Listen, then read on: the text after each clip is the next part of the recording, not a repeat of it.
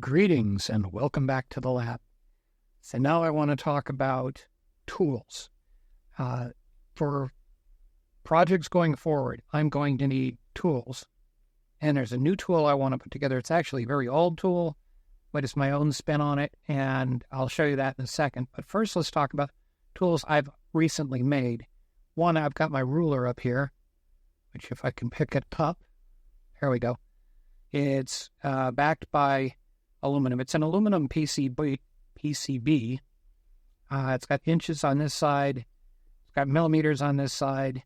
And it's got a little notch out of here so that if I needed to measure something like, say, what's supposed to be a 3 millimeter bolt, I could, in theory, take this and put it in the notch. And that does make it easier. You have to subtract instead of adding from the corner, but that should work, and so that does look to me like it's about 3 millimeters. But another thing I was thinking about was for the car project, which I'll be talking about probably in the next episode, or the one after that. I have some pieces that are left over from stuff I've taken apart, like rods that I could use as axles for a car. And it occurred to me, I don't know if I can get it in exactly one of these holes here. So I had this gauge made up, which gives me all sorts of options from 1 millimeter to 5 millimeter. And down at the bottom, I've got it in inches from 1/32 all the way up to 1/4. So let's see, is this truly a 3 millimeter bolt? And it just makes it into that slot. But what if it's a little bit less? What if it's 2.9? That could come into play. Now, it won't fit in the 2.9. And obviously, it'll fit in the 3.1 if it fits in the 3. So 3 is what this is. Now, the tolerances from the manufacturer for doing this are like a fraction of a millimeter. So that means that these could be off slightly, but at least it'll get me in the ballpark. If I'm trying to figure out whether a rod that I have could be cut down to an axle and I just need to know the diameter, I can use this particular tool to get me close enough that it might end up involving 1 or 2 prototypes.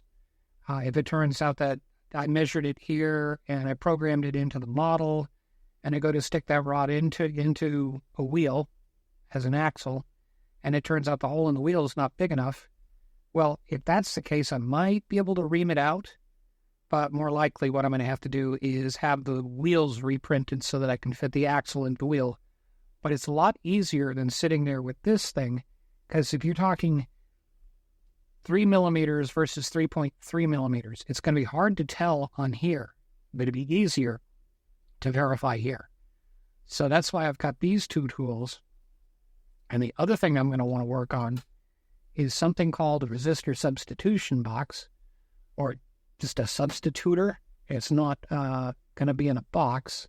I'm trying to get my whiteboard here so I can give you an idea what my thought was on this. Well, we still got something lit in there. This was the old whiteboard. I have a bigger one, but doesn't want to come off. All right, let me just draw what I'm thinking and hope that it comes out. We'll have to do a different color. Let's go with purple and hope that this one works. So instead of a box, I'm thinking about a round PC board that can be subdivided into, wow, that was bad, subdivided into pie slices. I guess my writing is not back yet. But then I never really had very good handwriting. But let's say we imagine something like this. Then on each pie slice, I can have a connection hole. We do it that way. Something like that. Just imagine them going around. And then we've got a common hole here in the middle of it where I can hook in another lead, and in between I put a resistor. So I have resistors going around. This is only 8 of them. And this drawing is probably even smaller than the circuit board. I still have a lot of things to work out on how I'm going to do this, but I can design a PCB and get that moving. But the idea would be that I can put one lead here, take the other lead, put it up here, and then the other ends of those two leads, let me actually show you what I got, was these clip leads.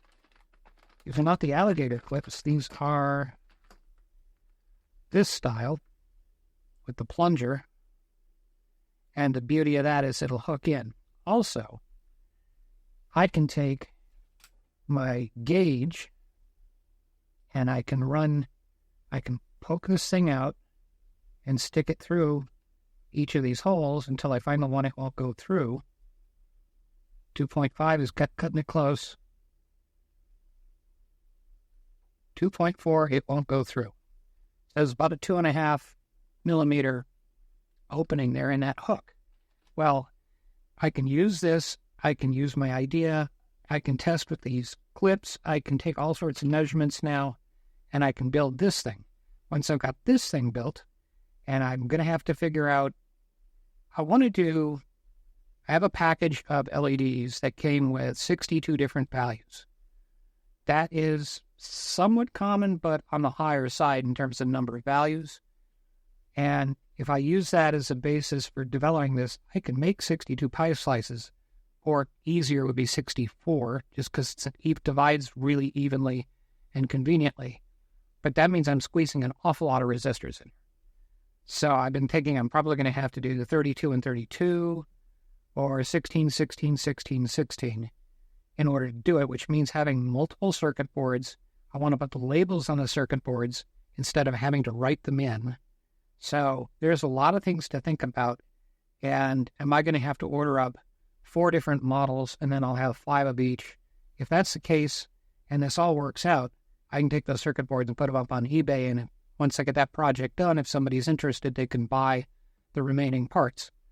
Otherwise, I'm trying to do this so that you don't have to buy so many parts. Obviously, there's a lot of resistors, but with the PCBs, if you had to buy 4 different models in order to get all 4, or maybe I can do it sort of in decades, all the values between 0 and 9.9, and then from 10 to 99, and then from 100 to 990, something like that. That way, we could have all the values written around the edge, but then have a multiplier in the middle that you can write in what the multiplier is. So I've had different ideas. A lot of the stuff in my brain I'm trying to get out. So that's why I've got so many of these episodes popping out all of a sudden. But that's the idea. So hopefully I can get this figured out and come back in another episode soon. Otherwise, I think we're going to be talking about, I know. I've got a package full of goodies for future projects. I want to go through and open that up and make sure everything is there and do a little bit of testing, a little bit more experimenting. And then we'll talk about all the various other projects I have in my head. And hopefully by then I'll have this figured out. So let's just see what happens. Thank you so much for watching. Thank you for putting up with my voice and the lack of a face. Like I said in the previous episodes, I had a pretty serious surgery and I don't think you want to see what it looks like right now. So, thank you. Take care. Be careful. We'll see you on the next one.